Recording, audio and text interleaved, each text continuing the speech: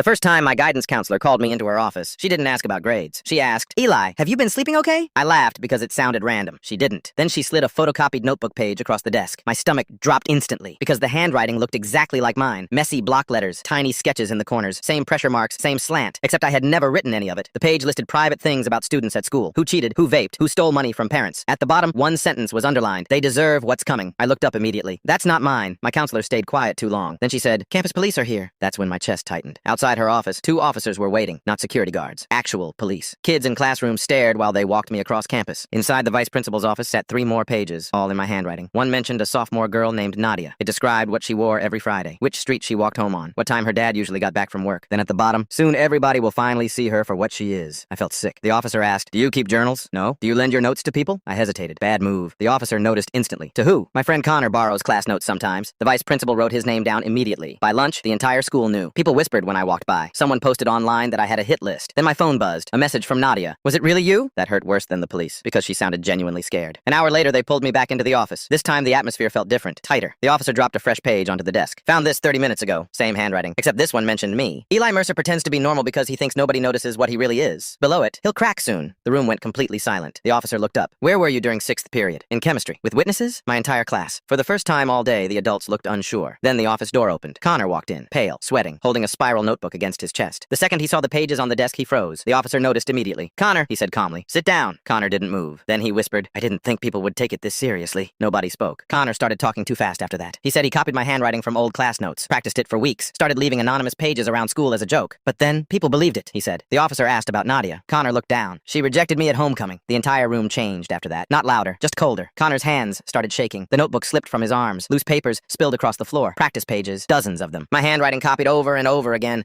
like he'd been teaching himself how to become me. Nobody yelled. That somehow made it worse. Connor disappeared from school 2 days later. Nobody ever told us exactly what happened after, but the damage stayed. For the rest of senior year, people still looked at me strangely, like part of them still wondered. And honestly, the creepiest part wasn't that Connor copied my handwriting. It was how fast everyone believed I could have been the monster.